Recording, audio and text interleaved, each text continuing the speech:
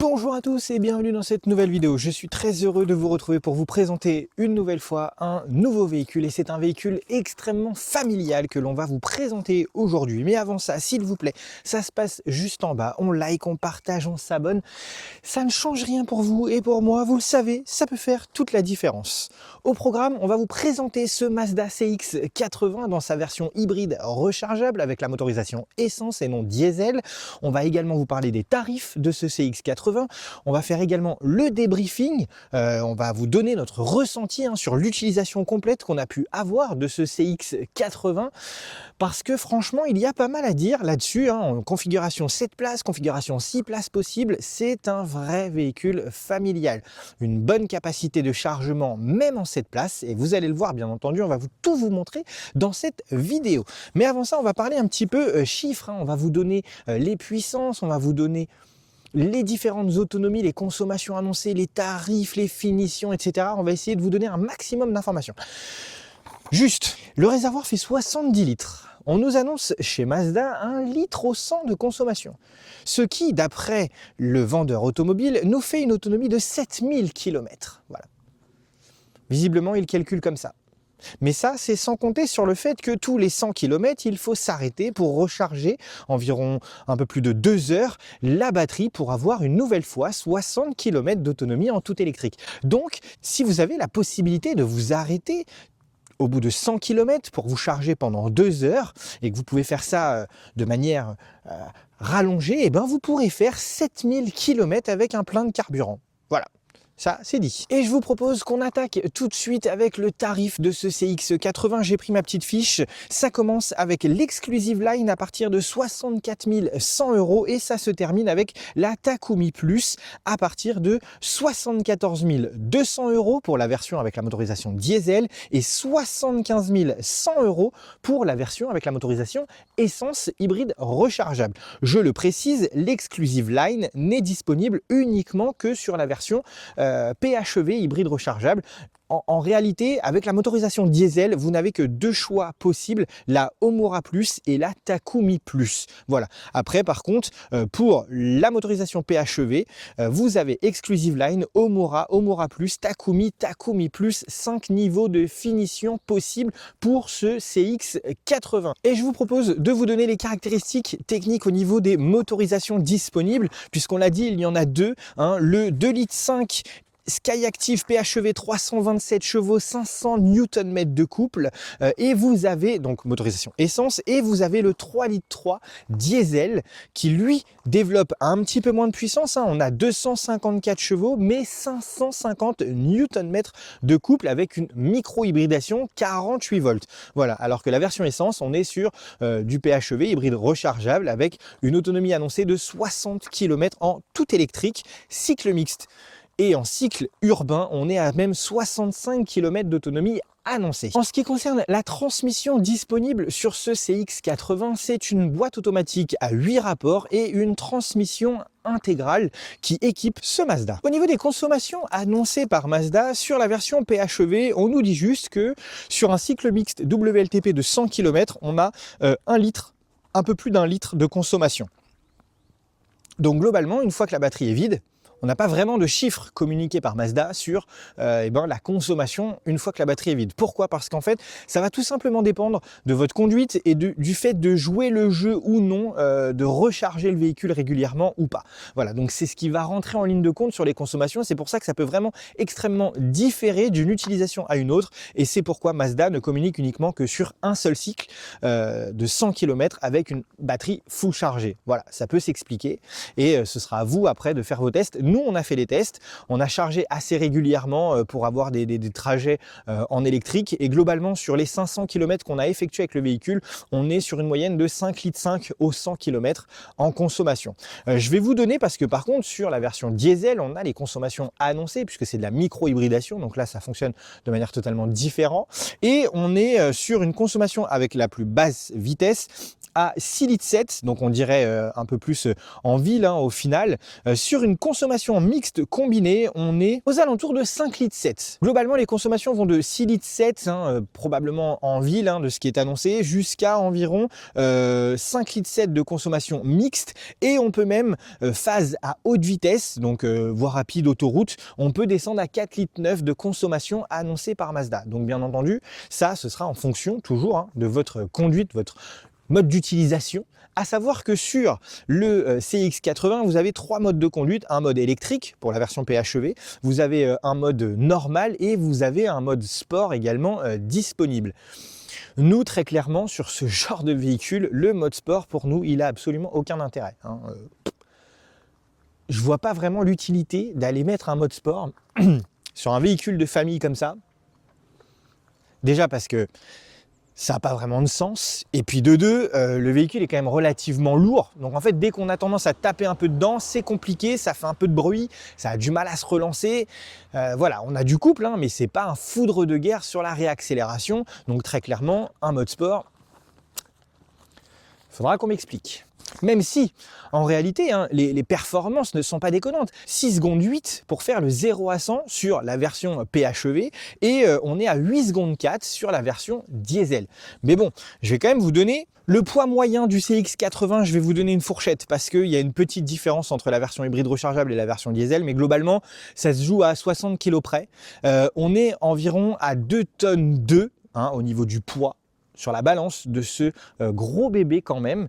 Donc c'est pour ça que je vous dis, les relances, le mode sport, la consommation, ça va vraiment dépendre de votre utilisation.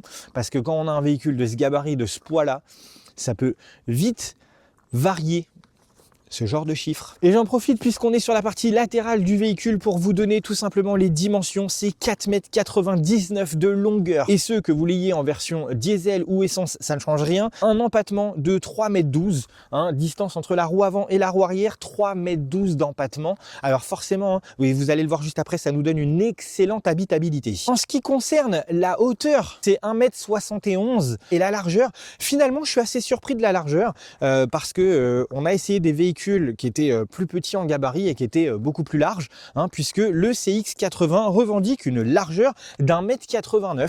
Voilà, hein, en sachant que très récemment, on a essayé, et d'ailleurs, la Mazda 6e, on est à plus de 2 mètres de large. Donc là, globalement, on a un long véhicule avec beaucoup d'habitabilité, mais finalement, au niveau de la largeur, il est assez contenu. Donc voilà, 1,89 m de largeur pour ce CX-80. Et forcément, véhicule de famille, vous allez me dire, est-ce qu'on peut tracter avec un paquebot comme ça?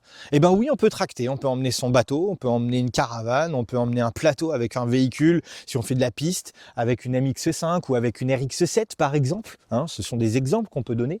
On a 750 kg de poids tractable en remorque non freinée et on a 2,5 tonnes de possibilités en remorque freinée.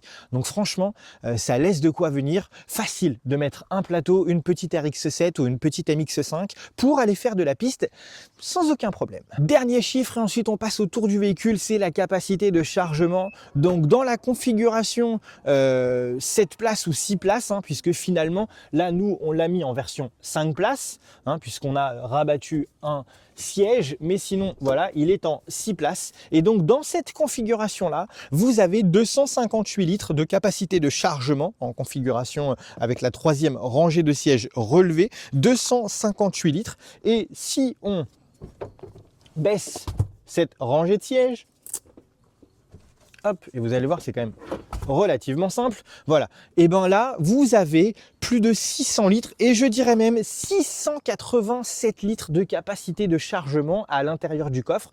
Donc c'est quand même assez intéressant hein, dans cette configuration. Alors vous allez me dire, oui, mais là, moi, il est en configuration 4 places. Pourquoi? Parce que c'est une option. Alors, c'est une option qui peut être gratuite hein, selon la finition que vous allez prendre. Si vous n'avez rien au milieu et que vous le prenez en 6 places, c'est gratuit. Par contre, si vous voulez un accoudoir central, une console, etc., et bien là, ce sera payant. L'option sera payante de l'avoir en 6 places. Mais sinon, d'entrée de jeu de base, hein, il est en configuration 7 places. Donc vous avez une banquette avec 3 sièges sur la partie du milieu et vous avez du coup ici 2 places supplémentaires qui se rabattent assez rapidement. Donc ça c'est plutôt facile et agréable, très pratique hein, je dirais. À l'intérieur du véhicule, on a des prises accessoires avec du 220, hein, 1500 watts, donc très pratique hein, pour mettre un sèche-cheveux, un appareil à raclette ou une machine pour faire du polish ou ce que vous voulez. On peut brancher de l'accessoire, donc on part en camping, on part en road trip, on part en week-end, et ben on a une prise 220 1500 watts, donc ça c'est pratique. Ce n'est disponible, attention, uniquement que sur la version PHEV, je le précise, avec le petit bouton pour activer. De l'autre côté, on a également une autre prise en 220, mais 150 watts, donc ce sera peut-être plus pour brancher une console de jeu, brancher ce que vous voulez, mais en tout cas quelque chose de pas très énergivore, hein, 150 watts, ça reste quand même limité. On a un petit rangement ici avec le petit rideau supplémentaire, le kit anti-crevaison, les différents câbles de recharge. Je dis les différents câbles de recharge, mais en réalité, il n'y en a qu'un, hein, puisqu'on est sur un hybride rechargeable, donc on n'a pas, hormis du type 2 pour le domestique, bon, bah, il n'y a pas besoin de grand-chose d'autre, quoi. Sauf si, je dis ça, mais ça se trouve, il y a 2 câbles. Il y a un type 2 classique et un type 2 domestique. Peut-être, peut-être. Et alors là, je viens de dire plein de bêtises. Et oui, les amis, on a du type 2 domestique, on a du type 2 classique et domestique. Voilà.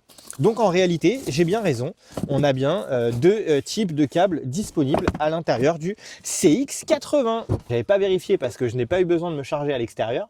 Je me suis juste chargé chez moi avec mes câbles. En plus, je n'ai même pas utilisé les câbles de chez Mazda. Je vais quand même vous montrer ce que ça donne si on baisse les dossiers de siège. Est-ce qu'on a un plancher plat ou pas? Alors, je ne suis pas sûr. Hein. À mon avis, on n'a pas vraiment de plancher plat. Donc, on peut reculer hop, à fond. Et ensuite, est-ce qu'on peut baisser? Voilà. Hop. Donc là, il est baissé à fond. Je vous laisse observer, on n'a pas vraiment un plancher plat, mais on s'en rapproche quand même pas mal, hein. On a une belle capacité de chargement, c'est plutôt assez intéressant quand même. Voilà, je vous montre quand même, hop, de manière à ce que vous puissiez vous rendre compte. Donc pas de plancher totalement plat, encore que ça se discute, hein. Franchement ça se discute, mais en tout cas une très très belle capacité de chargement. Lorsque l'on rabat la totalité des sièges, et on va peut-être le faire, comme ça va vous parler un peu plus, mais lorsqu'on fait ça, et qu'on vient rabattre ça, hop, voilà, et bien là, on a une capacité totale jusqu'au plafond de 1971 litres. 1971 litres, voilà, c'est la capacité totale qu'on a de chargement jusqu'au plafond lorsqu'on rabat la totalité des sièges.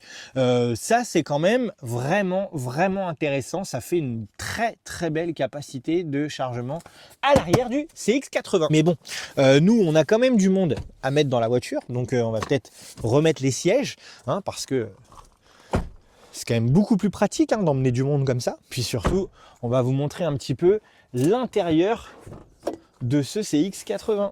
Les chiffres vous ayant été communiqués, on va passer maintenant un petit tour rapide du véhicule. Et avant de vous présenter l'intérieur, dites-moi un peu ce que vous pensez de la face avant de ce CX80 que je trouve assez massive, hein.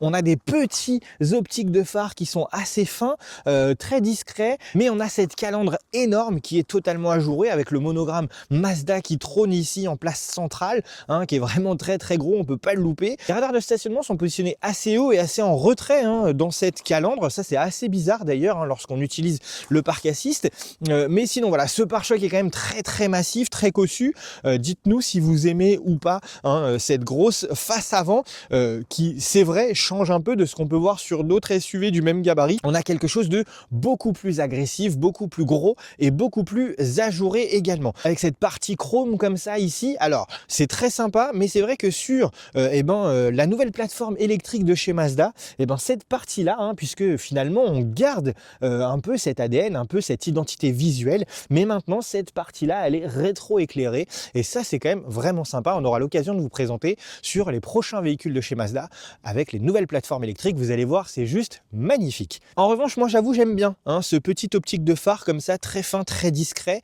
On a ici des petits évents ajourés, la partie basse du pare-choc aussi, avec ce petit rajout comme ça qui donne un petit côté sportif, hein, à ce CX80. Alors comme certains nous le demandent, on va ouvrir le capot capot, histoire de vous montrer un petit peu le moteur, même si, vous allez le voir, on ne verra strictement rien de ce 2,5 litres Skyactiv, et pour cause, il y a énormément de plastique. Voilà, donc vous êtes content, je vous ai montré le moteur, j'espère que ça vous plaît. Donc c'est un 2,5 litres, 4 cylindres, associé à un système hybride, et on ne voit strictement rien du tout. Voilà, donc peut-être que vous pouvez apercevoir ici la tôle de protection du collecteur d'échappement. Par contre, ce que je constate, c'est que la face avant, elle est visiblement... il y a énormément d'espace ici, mais vraiment énormément d'espace, puisqu'en réalité, le moteur s'arrête là. Et là, on a le bloc ventilo qui commence ici. Donc là, on a quand même beaucoup d'espace. Mais pourquoi avons-nous autant de place? Eh bien, je vais vous le dire, c'est parce que sur la motorisation diesel, c'est un 3,3 litres 6 cylindres. Donc effectivement, le 6 cylindres prend un peu plus de place. Et donc, on garde la même architecture, mais juste on adapte en fait. Et donc là, forcément, le moteur en 4 cylindres revient un peu plus à l'intérieur de l'habitacle. Et donc le 6 cylindres, lui, occupera un petit peu plus d'espace vers l'avant. Et donc, forcément, au moins, on est sûr de pouvoir loger les deux motorisations. Sur la partie latérale de ce CX-80, on notera les petites extensions d'ailes complètement peintes. La partie basse aussi, au niveau des bas de porte, protection de bas de caisse, et c'est pareil, c'est peint. On n'a pas de baguette en plastique supplémentaire, on n'a pas de baguette chromée. C'est assez discret, c'est assez fluide. On a des lignes très tendues, mais c'est le cas sur la totalité des véhicules de chez Mazda. On le voit, les lignes sont quand même assez élégantes, assez fluides. On se veut sur de l'élégance premium à la japonaise. Et donc forcément, pas de fioriture. On est là juste pour être efficace, le strict minimum, mais il faut que ce soit élégant, raffiné. Sur l'arrière du véhicule, c'est pareil, même les protections ici n'ont pas été laquées. On n'a pas voulu s'embêter trop chez Mazda, elles sont en plastique brut, même si j'avoue que là, pour le coup, au prix du véhicule, plus de 74 000 €, j'aurais aimé un petit soin ici, esthétique, au moins que ce soit peint couleur carrosserie, soit que ce soit laqué, parce que quand même, là, c'est vrai que quand on est positionné sur un peu de l'élégance premium, ça c'est pas très premium quoi. Le petit béquet avec le troisième feu stop. Globalement, l'arrière du véhicule est quand même plutôt sympa. On a un petit peu de travail qui a été fait sur le bas du haillon, sur le pare-choc également, avec ce petit rajout ici. Bien, je trouve qu'il est assez harmonieux, malgré ses presque 5 mètres de long et quand même presque 1,80 m de haut. Donc globalement, ils ont réussi quand même à avoir quelque chose d'assez harmonieux au vu du gabarit du véhicule. Avant que je m'installe, on va quand même vous montrer les panneaux de porte. Pourquoi? Parce que c'est du cuir Nappa blanc, on a du bois ici, voilà, c'est vraiment très premium, très quali, c'est pareil ici, voilà, c'est vraiment très sympa pour le coup. Bon, alors après on sait 74 000 €, mais on s'est pas moqué de nous chez Mazda. On a mis des matériaux, on a mis des choses de qualité, et c'est quand même très joli. Après on aime ou on n'aime pas, ça c'est un autre débat. Voilà, rideau pare-soleil supplémentaire disponible à l'arrière, malgré le fait que les vitres soient surteintées, on peut encore bénéficier d'un rideau pare-soleil supplémentaire. Voilà, on a beaucoup de place. On vient s'installer très confortablement. On est bien maintenu. On a des vrais sièges individuels en configuration 6 places. Donc pour le coup, ça se sent. C'est agréable. On est bien maintenu au niveau de l'assise. On est bien maintenu au niveau du dossier. On a de l'espace, beaucoup d'espace au niveau des genoux. Donc ça, c'est pareil. C'est quand même plutôt sympa. Mais c'est vrai que voilà, l'ouverture des portières pour venir installer les enfants à l'arrière, c'est quand même très pratique. Alors, je suis sûr que vous avez envie de savoir si on peut rentrer à l'arrière du véhicule sur la 3e rangée, on va vous le montrer. Et comment fait-on pour aller s'installer à l'arrière? Eh bien, c'est très simple. Hop, on va venir lever la petite manette ici et le siège va s'avancer de cette manière. Voilà, et donc on a quand même suffisamment de place pour venir s'installer à l'arrière du CX-80 sans aucun problème. Donc je vais peut-être m'asseoir de l'autre côté de manière à ce que vous puissiez vous rendre compte au niveau des jambes. Très clairement, mettre des adultes sur la dernière rangée, c'est possible, mais alors il faut mettre des adultes qui soit un peu plus petit que moi. Parce que là, moi, 1,80 m, au niveau des jambes, il faudrait avancer un peu le siège, je pense. Mais il faudrait mettre, je pense, plus les enfants, parce que moi, en plus, j'ai des problèmes de genoux, donc je peux pas plier le genou. Et là, globalement, je peux pas. Je peux pas plier mon genou correctement pour venir me mettre à l'arrière. C'est dommage parce que les assises sont extrêmement larges. Le dossier est très confortable. Mais c'est vrai que là, l'espace aux jambes, pour la dernière rangée, ce sera quand même plus réservé à des enfants. On va pas se mentir là-dessus. Hein, vous le voyez très bien. bien. Moi, je sais que voilà, j'ai des grandes jambes, mais en plus, je peux pas plier, donc ça passe pas. Voilà, ça, on va pas se mentir, ça passe pas. On a double porte-gobelet ici à l'arrière. On a de la connectivité USB-C de part et d'autre. Chacun dispose de son double porte-gobelet. On a la même chose à droite et à gauche. On a des petits aérateurs pour gérer la ventilation, donc à l'arrière. Donc c'est plutôt pas mal. Au moins, on risque pas d'avoir chaud ou quoi que ce soit. Mais voilà, bon, au moins vous avez la réponse. Au niveau des jambes, c'est quand même un poil limite, hein. Et donc au niveau du panneau de porte à l'avant, bah, c'est pareil, hein, c'est aussi bien, aussi quali, avec toujours le bois, toujours la petite baguette chromée comme ça, la matière ici qui est vraiment très sympa au toucher, le cuir Nappa avec la surpiqûre.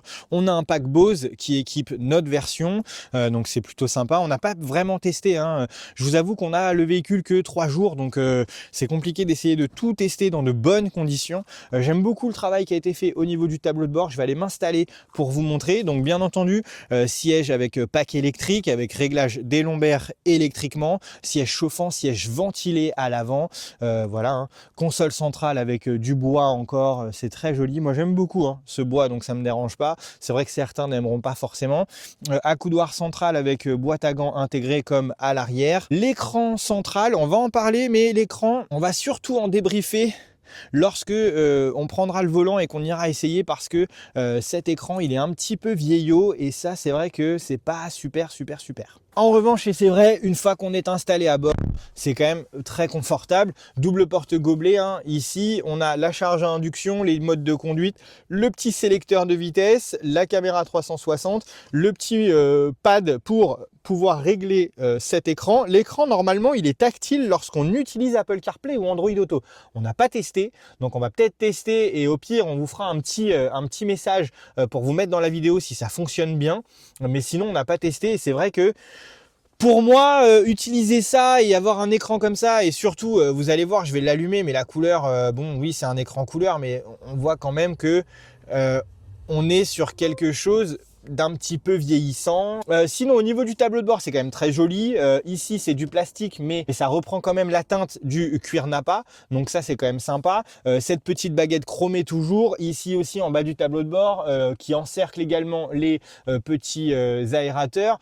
On a le rétro qui est sans cadre. Donc ça, c'est sympa. Le petit store électrique ici. La petite pochette pour ranger les lunettes. Voilà, bon, la boîte à gants, hein, globalement, qui est quand même aussi assez grande, assez profonde. Donc on peut loger pas mal de choses à l'intérieur.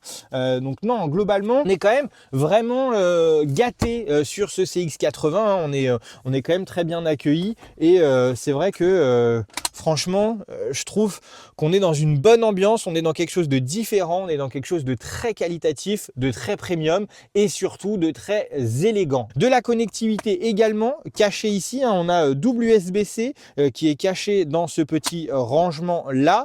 Donc la gestion de la climatisation se fait ici, donc vous pouvez gérer et la climatisation de l'avant et la climatisation de l'arrière. Bien sûr, c'est une climatisation bizone, siège chauffant, je l'ai dit, siège ventilé également. Voilà, globalement, on a gardé volant chauffant aussi. On a gardé les petits boutons physiques pour gérer uniquement la climatisation. Et après, vous avez ici tout ce qui est partie média, navigation et autres qui se gère avec ce pad-là, dont moi, je ne suis pas forcément fan. Je vais quand même vous montrer très rapidement l'écran et le combiné d'instruments, mais on va partir faire un tour avec. Mais parce que regardez, en fait, si j'appuie sur la maison, voilà, vous avez le menu et ça se passe comme ça. Vous avez la navigation, les réglages, le divertissement. Aujourd'hui, on attend quand même autre chose en 2026 et on attend quand même autre chose sur un véhicule de plus de 70 000 €. Voilà, en termes d'infodivertissement, c'est vrai que malheureusement pour moi, je trouve ça un poil obsolète au niveau de l'écran central. En revanche, le combiné d'instruments, j'aime beaucoup. Il est très lisible, très clair. C'est plutôt sympa avec les aides à la conduite ici. Le petit menu sur la droite avec le carburant et la batterie. Et puis les petites informations qu'on a dans le petit rond, voilà, avec les informations de température, les informations du e-Active Sense. Donc voilà, hein, c'est ce qui fait la sécurité du véhicule. Vous avez la possibilité de ne rien mettre si vous le souhaitez. Et après, les informations de consommation, voilà. Globalement, c'est quand même relativement simple, mais j'aime beaucoup cette configuration de ce combiné d'instruments que je trouve finalement plus moderne et moins en adéquation avec ce que l'on a ici sur l'écran central. Au niveau du volant, Alors, je vais vous le montrer pendant le débrief, mais on a toute la partie en fait média qui se gère ici et toute la partie aide à la conduite qui se gère ici. C'est très facile à prendre en main, extrêmement fonctionnel. On a les petites palettes parce que oui, c'est une boîte auto, 8 rapports, donc on peut gérer directement les passages de rapport avec la palette moins et la palette plus qui est ici. Maintenant que je vous l'ai présenté intérieur-extérieur, et ben, je vous propose tout simplement qu'on aille faire un tour avec. Je vais vous donner mon ressenti d'utilisation, le comportement, la consommation, les aides à la conduite. Bref, on va essayer de tout vous dire sur ce CX-80 ou presque. Allez, c'est parti, on y va. On est donc parti faire un petit tour du CX-80 et vous vous dites, il faisait beau, j'avais pas mon blouson, j'avais un pull blanc, c'est normal, je ne suis pas allé rouler pour rouler, je profite de mon retour et de la restitution du CX-80 pour vous faire ce petit débriefing. Donc voilà, on va parler un petit peu du comportement routier, des aides à la conduite, de l'infodivertissement, de l'habitabilité. On va essayer d'aborder un maximum de choses dans un minimum de temps. Et je vous propose de commencer par la vision que l'on a au volant de ce CX-80 avec toutes les informations que l'on a au volant. Donc ici, on va gérer la partie média. Ici, on va gérer la partie aide à la conduite avec le régulateur adaptatif. Vous le voyez au niveau du combiné d'instruments, tout est indiqué. Là, on a la consommation moyenne que l'on a pu avoir sur les derniers 575 km qu'on a effectué avec le véhicule. La consommation électrique. Et là, finalement, voilà, vous le voyez ici, la jauge de batterie et la jauge à carburant. Donc c'est plutôt simple. On a quelques petites informations supplémentaires avec l'information température batterie, température moteur. On a le Active Sense également. On a voilà tout plein d'informations qui nous est donné. C'est relativement simple et fonctionnel et ça, nous, on aime bien. Sur la gauche, vous avez la jauge de puissance et la jauge de charge avec l'indication du rapport que l'on a engagé. Et le petit EV ici qui s'affiche lorsque nous sommes en utilisation électrique. Donc là, étant donné qu'on est en batterie quasiment vide, on a un fonctionnement hybride classique. Donc par moment, on a ce petit EV qui s'allume pour nous signaler qu'on est en utilisation électrique. Mais sinon, regardez. On a ici un sélecteur de mode, là le My Drive, et donc si on appuie dessus, on peut passer en mode sport. Donc là c'est intéressant parce que vous allez voir le combiné d'instruments passe totalement en rouge, donc ça c'est plutôt sympa. Nous on aime bien avoir en fait cette petite animation rouge comme ça, c'est plutôt cool. Et ensuite, bon, en utilisation normale, vous allez voir, on va le remettre. Voilà, ça passe en une espèce de gris bleuté. En électrique, là on pourra pas le mettre. Pourquoi? Parce que la batterie haute tension finalement ne possède pas suffisamment d'autonomie pour le forcer à rester en électrique.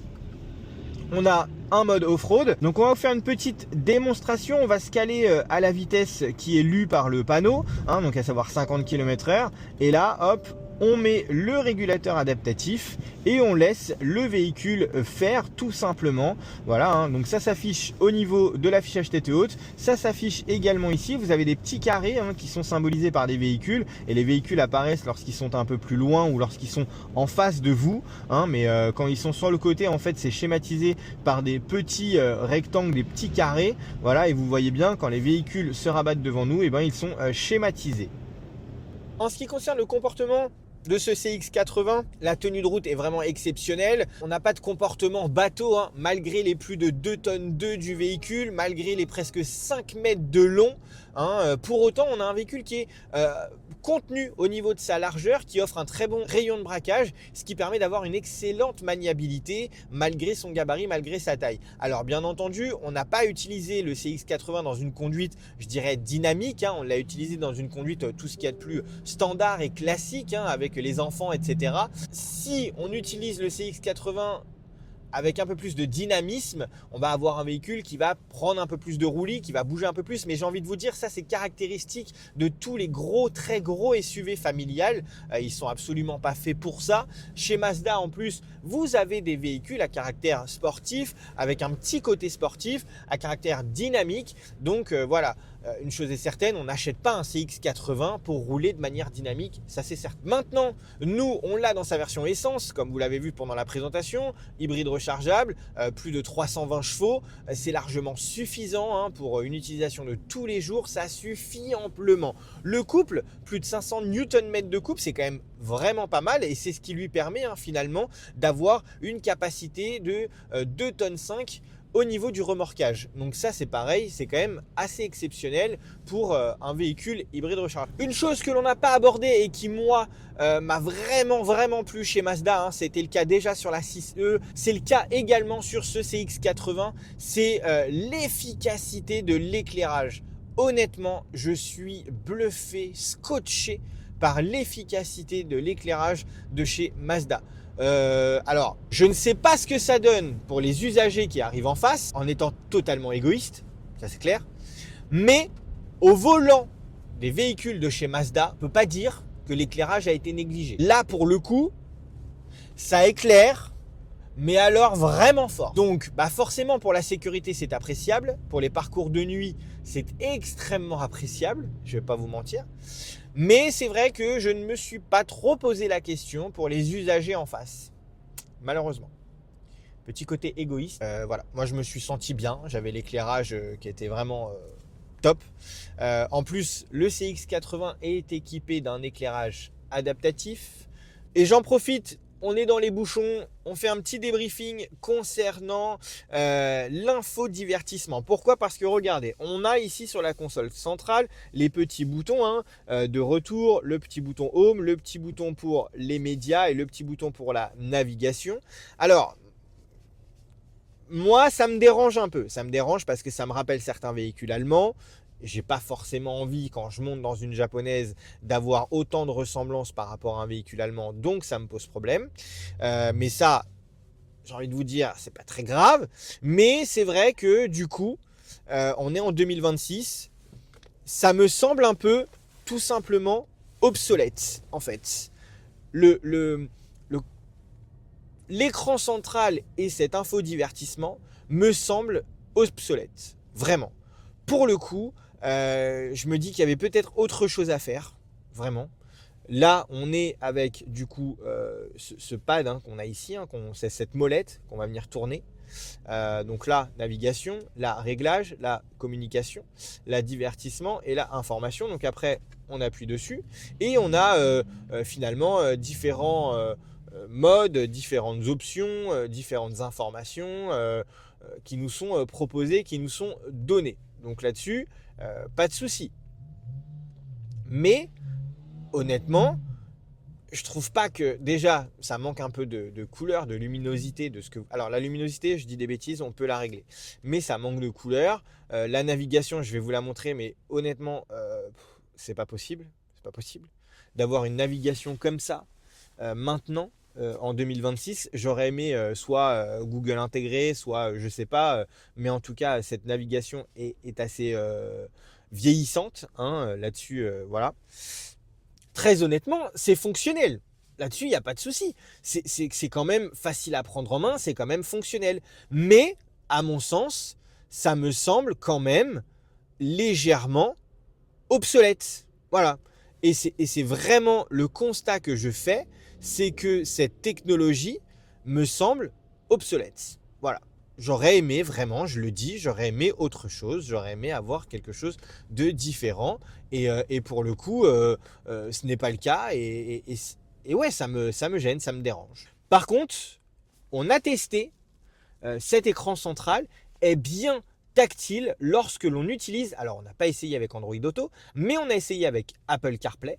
Et lorsqu'on a Apple CarPlay, l'écran central est bien tactile, fonctionne bien avec le tactile, c'est réactif. Donc ça c'est une bonne chose, c'est une bonne nouvelle, mais c'est pour ça que je me dis la dalle est tactile. Pourquoi ne pas avoir fait quelque chose d'un peu plus moderne dans cette utilisation? Ils ont mis une dalle tactile qui fonctionne avec Apple CarPlay, mais ils ne l'ont pas mis avec le reste du véhicule. Et ils ont mis cette espèce de molette vieillissante, ça manque de couleur, ça manque de modernisme, alors que la dalle elle est tactile. Donc il y avait vraiment quelque chose à faire et qui n'a pas été fait. Bon, bah écoutez, je sais pas. Et une chose qui, moi, me fait plaisir, enfin, j'ai envie de dire, sur un véhicule japonais, parce que pour le coup, les véhicules chinois sont très forts à ce niveau-là, mais alors les véhicules japonais, c'est quand même pas super. La qualité des caméras en général laisse quand même à désirer quand on voit ce qui est fait sur des véhicules chinois. La qualité des caméras, la qualité de précision, etc. Honnêtement, je me dis que c'est quand même dommage que les Japonais n'arrivent pas à faire des choses aussi qualitatives par rapport aux caméras.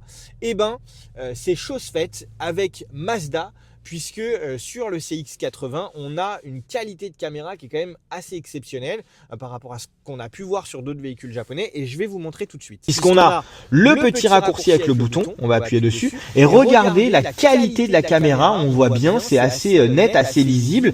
On a plusieurs vues, donc on a cette vue-là de l'avant, on a cette vue ici, et là avec la molette, on peut venir prendre, hop, cette vue panoramique, tac, donc on peut changer les différentes options que l'on veut, et on a également cette vue là avec les angles morts et du coup les vues latérales au niveau des roues. Donc ça c'est quand même vraiment pratique lorsqu'on est sur finalement des routes un petit peu sinueuses, ou en tout cas en ville où il faut tourner, c'est un peu sinueux et on a 5 mètres de long. Et ben c'est pratique d'avoir cette possibilité là et d'avoir cette vue là. Donc ça pour le coup, nous on a pu tester le siège chauffant, le volant chauffant, ça fonctionne bien, c'est top. La climatisation à l'avant, c'est pareil, fonctionne bien, pas de souci, ça chauffe extrêmement bien. En revanche, petit bémol, on manque un peu d'efficacité sur la ventilation à l'arrière. Donc je ne sais pas si c'est propre à celui-ci ou si de manière globale c'est le fonctionnement. Mais les usagers à l'arrière se sont plaints d'un léger manque d'efficacité au niveau de la ventilation. Ça a mis un peu de temps à chauffer à l'arrière du véhicule. Donc il faudrait se renseigner auprès de Mazda, voir si c'est un fonctionnement normal ou si c'est ce CX-80 qui a un petit peu de mal à chauffer. En revanche, pas de souci sur les sièges chauffants à l'arrière et pas de souci même sur les sièges ventilés, parce que j'ai récupéré mon fils au sport et il était vraiment très très chaud. Et il m'a dit, papa, j'ai trop chaud dans la voiture, Il a mis le siège ventilé à l'arrière et il a dit, ah, c'est bien, c'est agréable. Voilà, donc les sièges ventilés à l'arrière fonctionnent vraiment bien. Ça a été testé et approuvé. Sur ces bonnes paroles, on va vous laisser. J'espère que cette présentation et ce petit débriefing vous auront plu. On se retrouve très prochainement pour une nouvelle vidéo. En attendant, prenez soin de vous. Et surtout, on s'abonne, on like, on partage s'il vous plaît. Ça fait toute la différence. Merci à vous, à très vite. Ciao, ciao.